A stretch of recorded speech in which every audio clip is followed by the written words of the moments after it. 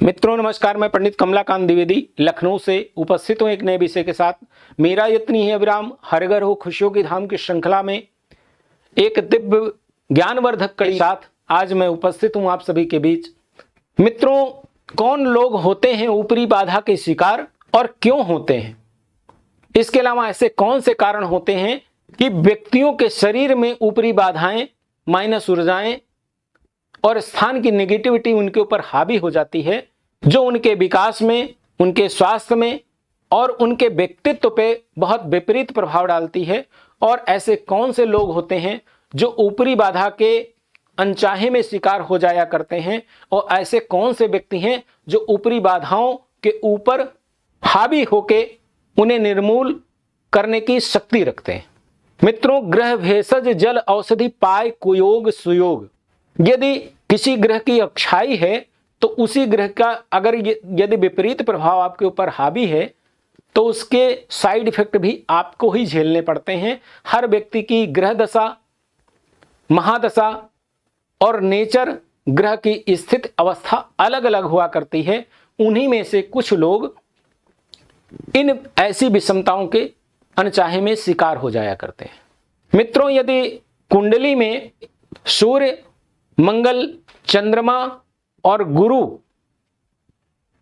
ये चार ग्रह पीड़ित अवस्था में होते हैं या पाप करती योग में होते हैं या त्रिक भाव में बैठे हुए अपनी शक्ति को देने में अक्षम होते हैं, तो ऐसे व्यक्तियों को पराशक्तियां और माइनस ऊर्जाएं, स्थान के दोष प्रभावी हो जाया करते हैं।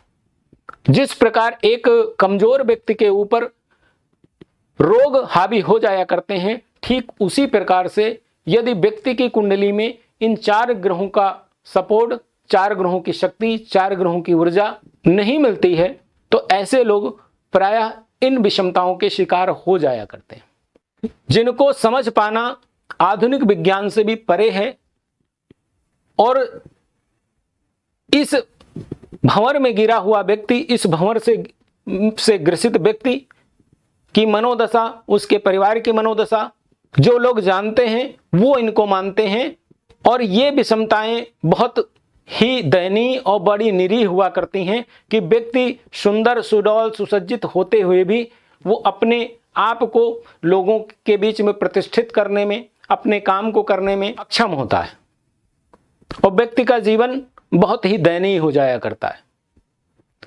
मित्रों, कुंडली में मंगल साहस का कारक है, रक्त का कारक है, जोश का कारक है और सेना नायक की भूमिका में मंगल आपके जीवन में सहायक होता है।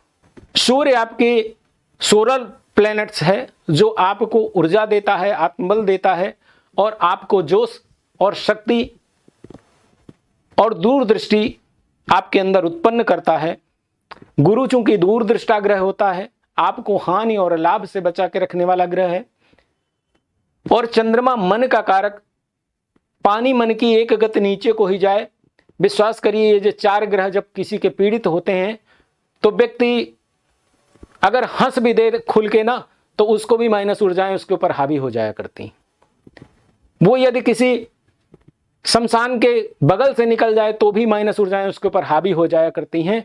ऐसे लोग की मन स्थिति बहुत ही कमजोर, शरीर और आत्मबल बहुत कमजोर होता है और ऐसे लोगों को पराशक्तियां अपना शिकार बनाया करती हैं, क्योंकि पराशक्तियों का कोई अपना आकार नहीं होता है और सूक्ष्म आत्माओं के लिए धारणा की कोई व्यवस्था होनी चाहिए। इसलिए ऐसे लोगों को, ऐसे शरीर को वो लोग चिन्हित कर लेते हैं और अनचाहे में उनके ऊपर हावी हो जाया करते हैं। इसके विपरीत मित्रों, यदि किसी का गुरु मजबूत है और मंगल मजबूत है, सूर्य उसका बहुत अच्छा स्थिति में और प्रमुदित अवस्था में है, चंद्रमा उसके सपोर्ट में है, तो ऐसे लोग पराशक्तियों के ऊपर हावी हो जाया करते हैं। पराशक्तियां ऐसे लोगों से डरती हैं। ऐसे लोग रोबीले स्वभाव के और निडर होते हैं और ऐसे लोगों से पराशक्तियां डरती हैं क्योंकि उनकी ग्रह अवस्था, उनका पावर, उनकी पोटेंसी, उनकी दूरदृष्टि उनकी सहायक होती है। यदि आपके आसपास या इस तरह की कोई व्यवस्था या इस तरह का कोई पीड़ित व्यक्ति है मनोचिकित्सक लोग उसका अलग से ट्रीटमेंट करते हैं, तांत्रिक लोग अलग ट्रीटमेंट करते हैं, और ज्योतिषी लोग उनके ग्रहों को बल देने की विधा को बताते हुए ही व्यवस्था करते हैं।